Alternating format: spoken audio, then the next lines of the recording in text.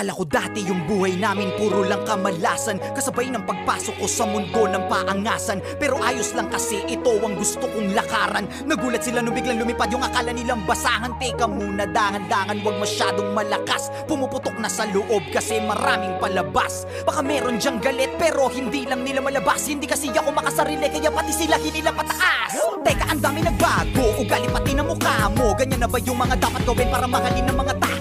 Sa bagay sanay ka naman, no respeto daw kahit pa ba. No, kung gusto nyo ng respeto, tanungin nyo na sila kung magkano. Huwag magpapa-apekto, kala mo perfecto. Lalo pag nagsalita na yung mga yak, kala mo walang depekto. Samantalang ako, ginawa ko lang lahat ng ito ng puro diretsyo. Habang ikaw kailangan may siraan ka para lang maka-asenso. Para ka lang chismosong, ginawan na lahat ng kwento. Isa kang kupal na manunulat, yak puro ka lang imbento. Tinapakan, inangasan, sinabihan, umalis na lang ako rito. Nilabanan, hinayaan, kaya ngayon ako na ang bago-paborito. Titirahin nyo ko si balong lang nagdala. Huwag kayong mag-alala, meron din kaming dala. Ganyan naman yung mga ulule, mahilig mangumpara. Nagpapanggap na malawak ang utak, makitid pala. Tanga ka, halatang talangka ka talaga. Kung ako'y guro na awa lang, kaya ka nakapasa. Kala mo lang matalim na kulang ka pa sa tasa. Tumitira ng mabilis, naiintindihan ka ba? Simulan ko na to kung paano